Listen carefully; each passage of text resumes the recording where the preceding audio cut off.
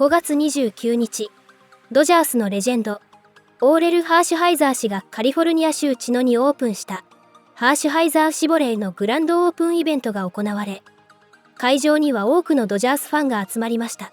このイベントには、ハーシュハイザー氏本人をはじめ、ドジャース関係者や現役選手も登場。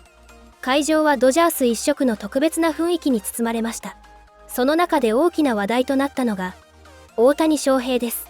前日の試合で大谷は、投げては6回ノーヒット投球、打っては先頭打者ホームランを放つという、常識を超えるような圧巻のパフォーマンスを披露しました。この異次元の活躍について、ドジャースのミゲル・ロハス、ジャック・ドライヤー、元ドジャースのジョー・ケリー、そしてオーレル・ハーシュハイザー氏が、それぞれ大谷について語りました。これらの模様を日本語字幕付きでご紹介します。Obviously your retirement. How much baseball are you watching? You still keeping up with the guys? What are you up to? Yeah, I text with the team here and there. When I haven't been able to sit down and watch a full game, obviously it's on usually on every day. On one of the TVs. Last night I tried to catch the end of the game where obviously we were trying to get there was no hitter, combined no hitter, right? Tanner Scott, gave up a hit, but no, it was fun. So, I put the beds as fast as put the kids to bed as fast as I could, and ran downstairs. And sometimes I'm putting down my son, my youngest Kai, and I'm in bed because he's a daddy's boy. And I'll have the game on my phone, try to put the brightness down and go like this and put it under the blanket, and I'm see if this little guy's asleep. But no, like I said, it's I keep up with the team, obviously, when I can. Yeah, look, we run out of ways to continue to explain who Shohei Ohtani is. And correct. What he can do, and whether it's hitting, whether it's pitching, whatever it is that he's going to do. You were there from the get-go with him. What kind of guy was he with you, considering you're both pitchers? He's a very funny person. Most people don't understand. He puts on a suit and tie, for fans, but for teammates, and I got my son Knox here. He was really good with Knox. Him and Knox had a funny relationship. Knox has still the only gold Shohei bobblehead in the world that has an autograph from Shohei. No way. Yes. Oh, wow. You got two. He only has one signed, though. And he got one. He actually traded my glove for it, right? But he got one. And Wait. He went and grabbed your glove and traded it? Yeah. Good job, Knox. Yeah, he took my glove. He took my glove off the ground and gave it to a fan in the bleachers for the gold bobblehead. But I said, all right, well, you better go ask your buddy to sign it. And, I don't know if he was. Obviously, I knew he would. But, Shohei signed it. And guys on the team were trying to buy it off me. So it was fun. But, no, Shohei's a great person, a great character, leads by example. He, like I said, he is one of the funniest guys.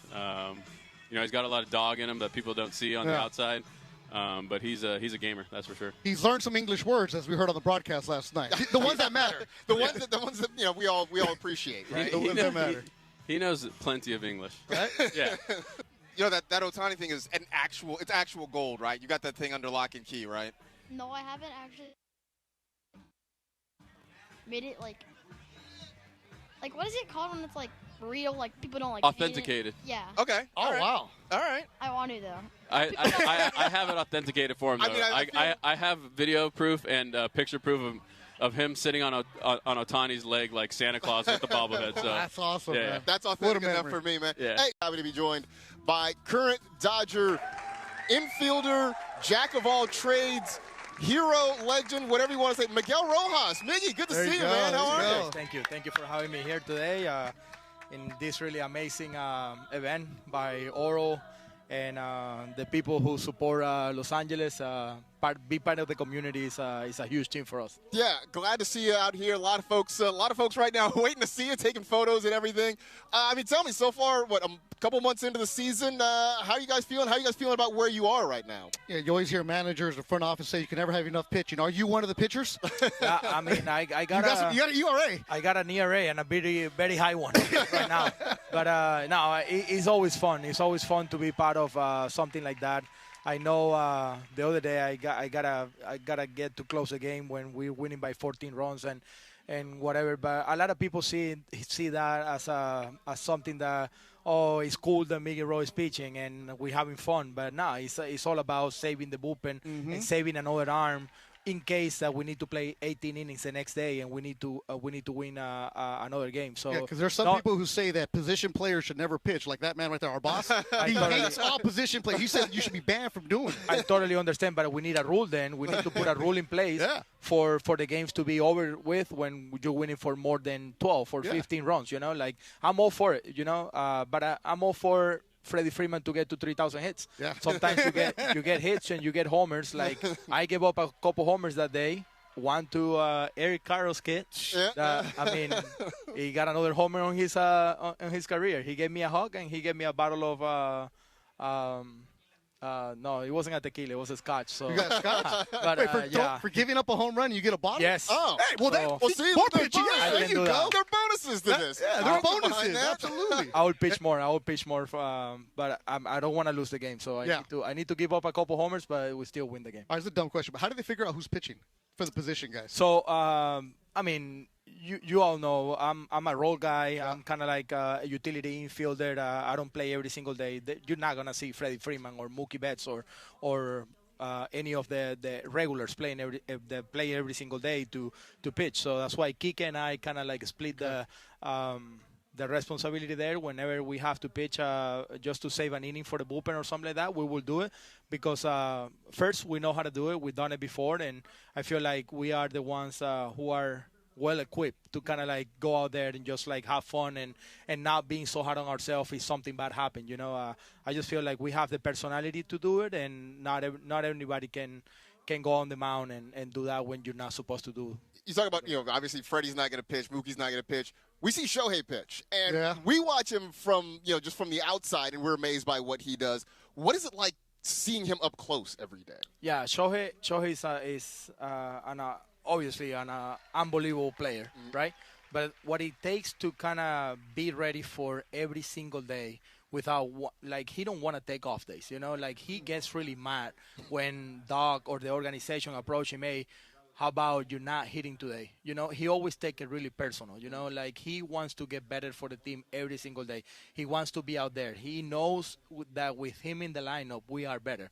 Even though he's struggling at the time or what the situation might be the next couple of days when he pitch or he's going to be sore, that's what I really like. It really surprised me about Shohei because, I mean, the talent and the things that he do on the field, that's something that a player can do. But the preparation, the willingness to kind of do everything for the team, even playing hurt a couple years in the playoff when he dislocated his shoulder and he was able to go out there and be in the lineup for us, that's what kind of like I take from playing with Shohei the last 4 years. So the preparation, the willingness to be the best, and really wanting to accomplish some new things every single year is what kind of like surprised me about Shohei. You talk about the preparation, the way that these guys don't want to come out of the lineup. Mookie Betts, it's not Mookie Betts anymore. He's in a decline. It's going to happen to players, but he's still better than a lot of the players in the major leagues, yet he's not putting up the numbers that we're so used to with Mookie Betts. Let the people know that Mookie Betts is okay, that he wants it.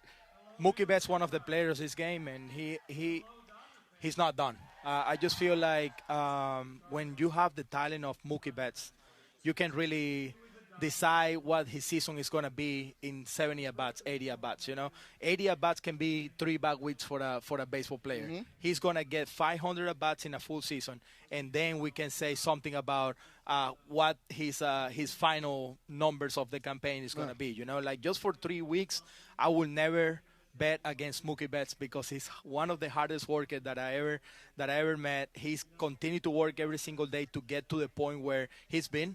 I know we all remember Mookie Betts. Mookie Betts, the MVP. Mookie Betts, the guy who hit 40 homers and all that. And he's still Mookie Betts is learning to be a shortstop. And he's been playing really good at short the last couple of years. So we can't really forget how many good things Mookie Betts has done for us the last couple of years. Even though he's been hurt a couple times, maybe his offensive numbers on the power side or on the average side haven't been there, but we are the ones seeing it every single day, and we know how impactful he can be in the lineup. Talk about another guy who's really developed, Andy Pages, man. I mean, he's had a huge season so far. It's been fun to watch him develop first as a defensive player. Now his offense comes around. Talk about just you watching him work every day. Yeah, you see him way more comfortable around the league, around the clubhouse.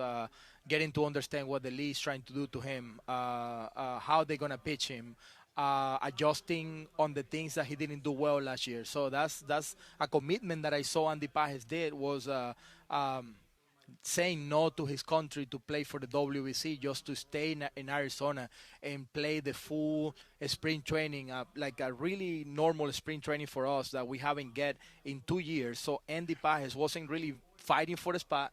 He was really like working on his swing, working on the stuff that he wasn't good at the end of the last year, and it paid off so far. I feel like Andy Pages is our best player right now on the field on each night, and when he's not on the offensive part, he's on the bases. He's stealing bases, he's stealing hits, he's throwing people out on the bases. I feel like Andy Pages deserves to be an all-star this year.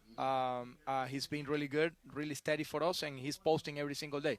That's the most important part. He's playing every single day without a complaint, and he's filling different roles in the lineup. Fans of other teams have spent a lot of time this last offseason talking about the Dodgers are ruining baseball. That's right. Have you guys embraced sort of being the bad guy right now? Yeah, I mean, you know, baseball is an interesting sport because any team can beat any other team on any given day. And, you know, until a team goes 162 and 0, I don't think that baseball is broken. And so, obviously, the types of names that we have on our team, we are very thankful to have, and several future Hall of Famers. But, you know, at the end of the day, it's about going out and competing. And I think the Dodgers compete at the highest level every single night. Look at the Dodgers and what they do, right? You look at Shohei, you look at Yama, you look at everybody around there. Why are they different for the pitchers? I know we hear a lot about the hitters, but for the pitchers, why are they different for you guys? That's a good question. You know, I think first of all, Mark, Bardo, McGinnis, our pitching department, the coaching staff, do an excellent job. You know, behind the scenes, the scouting, how to attack hitters, the mindset, the mentality, that kind of thing. And so then when you take that and you combine it with some of the most talented pitchers in the world, it creates a really good thing. And so, you know, when it's Shohei or Yama, whoever it is, when it's their start day, it's really fun to sit in the bullpen and, you know, sit there for a while because they're going to go deep into the game. Shohei Ohtani, we talk about him every day and how amazing he is. Yep. And we say that from the people kind of on the outside. You're on the inside watching this guy every day. What has it been like to just cover and follow Shohei closely? Yeah, I think it's more impressive in person than it is following him from a distance. It's more impressive to see him on a day-in and day-out basis. It's more impressive when you see him behind in the scenes, working out, taking BP on his own, working on his game. And then to think that he's doing it on the offense and the defense at an elite level. It's a ridiculous task what he's being asked to do or what he wants to do, because there are aches and pains from swinging a bat and taking BP and working on whatever you're working on in the strength and conditioning areas. And then there are aches and pains when you throw a ball, and especially when you throw 6 no-hit innings last night and hit a leadoff home run.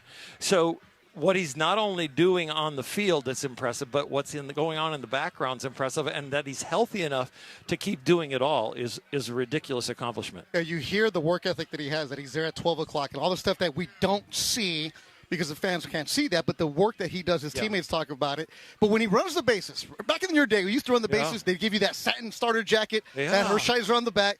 He doesn't put a jacket on anymore because you guys were jog. He's actually running it. If they would have let you hit, could you have?